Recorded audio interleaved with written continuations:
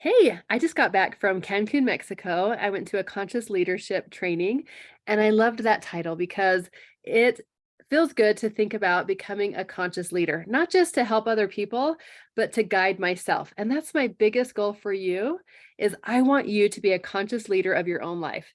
That is where you become the dominant force in your life. You're intentional, you're mindful, you're conscious of your habits, your actions, your feelings, and how you deal with those.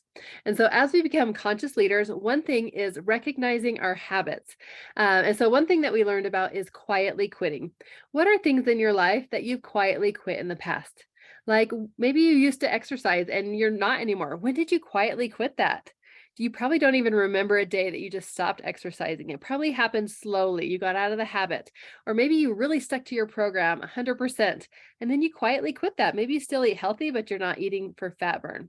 Or maybe it's something else. Like when did you quietly quit saving for that vacation, or giving your kids a hug every day, or having a gratitude journal? It might be something like that that you don't even realize that you've stopped doing, but it makes an impact on your life.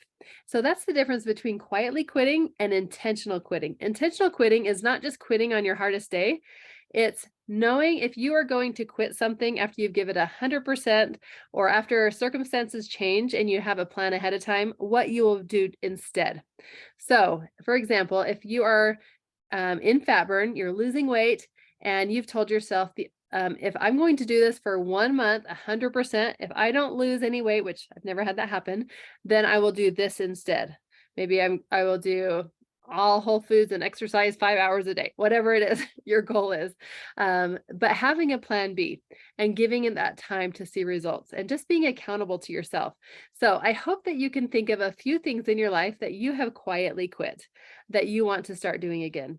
And becoming more intentional and having a plan. So think about what is going to come up over the next couple months. You have Thanksgiving, you might have a Christmas party, Christmas Day, Christmas Eve. You might have a handful of things going on. And those could be like trials along the way, like rungs on a ladder that you have to get over. So I want you to think of how are you going to handle those things?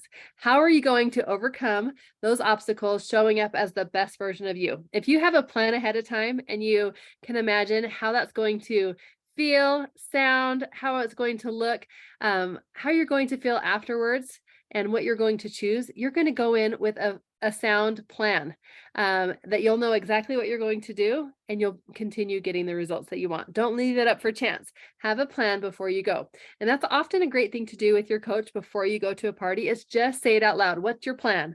And then report back. So as we go through the holidays, I want you to be intentional to not quietly quit on yourself.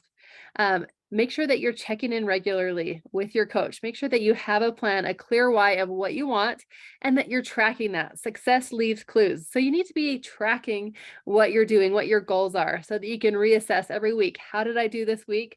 What things am I quietly quitting that I want to get back to doing? So that is my challenge for you. We're going to make it the best holiday season and become conscious leaders of our own lives. All right. Have a great week.